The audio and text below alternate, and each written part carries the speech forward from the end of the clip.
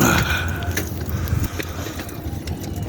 right, shalom, shalom. First and foremost, I would like to give all praises, honor, glory, respect, and blessings to Yahweh, Bahasham, Yahweh Shai, Bahasham, Rakha Kwadash.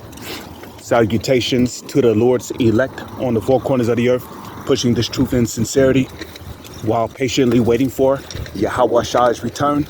And double honors to our apostles and elders of Great Millstone, which have taught us everything we know through the spirit and power of Yahweh, Bahasham, Yahweh Shai.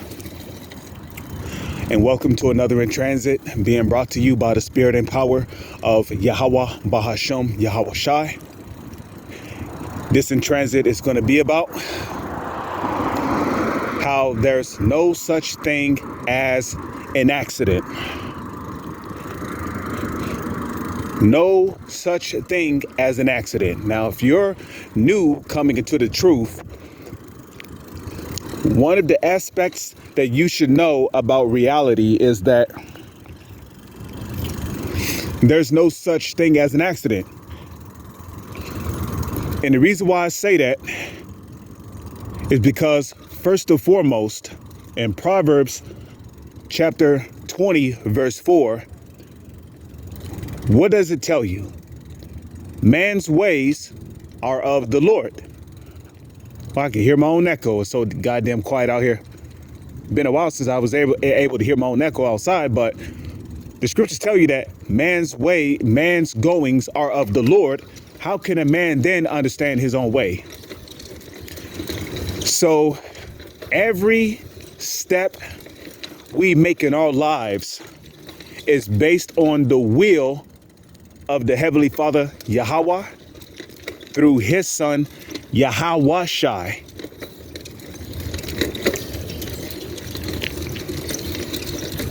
Now, there was a term that Esau would always use when two cars would collide and a controversy will break out. Esau calls it a car accident. Really? There's no such thing as a car accident. If two cars collided, right? Two cars collided to one another. The Heavenly Father wanted it to happen. The Heavenly Father wanted that particular person to get up at that particular time, get dressed, head out the door, get in their car. You know, the Lord allowed the particular lights to be green and particular lights to be red, just to time you perfectly for the person of whom you was going to collide with in this so-called car accident. Okay? So there's no such thing as a mistake. The Heavenly Father, Yahweh, and his son, Yahweh Shai, do not make mistakes. Oh my God, a baby got ran over. 1 Samuel 2 and 6. Okay? Yahweh, Bahasham, Yahweh Shai killeth and maketh alive. You see that? Okay? If somebody's walking down the street and they've been deceived or led into going to the wrong way until they ended up lost into the middle of nowhere and then they get eaten up by hyenas, guess who did it? The Lord did. The person did not make any mistakes in asking, you know, that particular person for directions. And like in that movie, Texas Chainsaw Massacre, okay? Which was about a group of teens, you know, enjoying their life, driving or whatnot. And then they encounter these country folks who were demented, you know, lost their minds.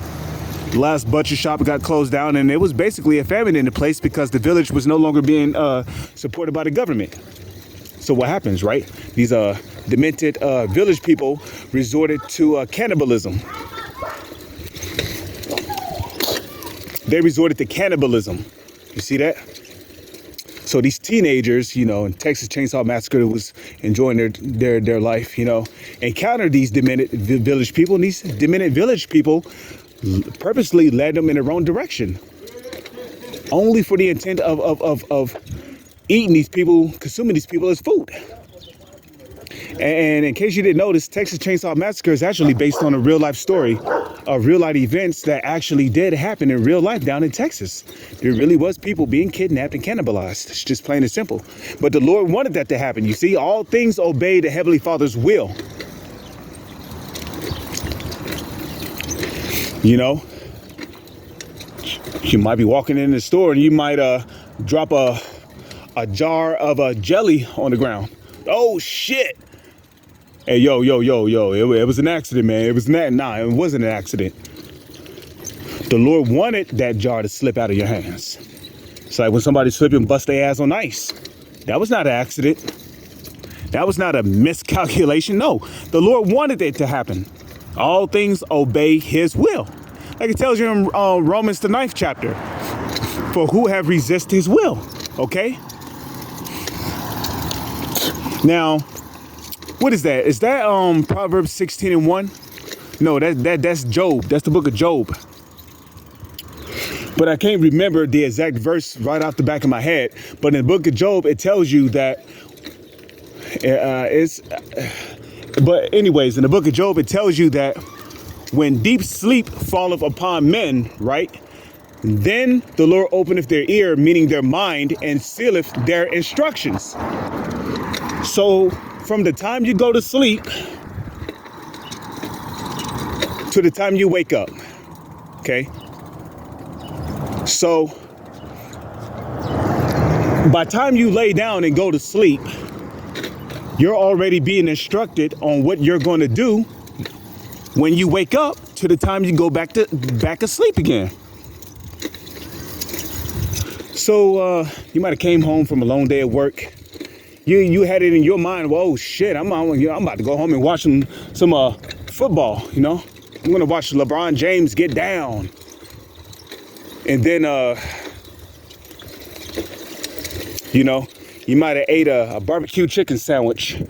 And then suddenly you got so damn tired you couldn't even stay up for another second and you fell asleep, right? So you already had plans to watch this football game. And right after the football game, you was going to shower, you know, you was going to shower up. You was going to get dressed. You was going to get ready to head out and, you know, come to find out, you know, you wake up and, oh shit, now you got to go back to sleep because now you got to be up for work in a couple of hours.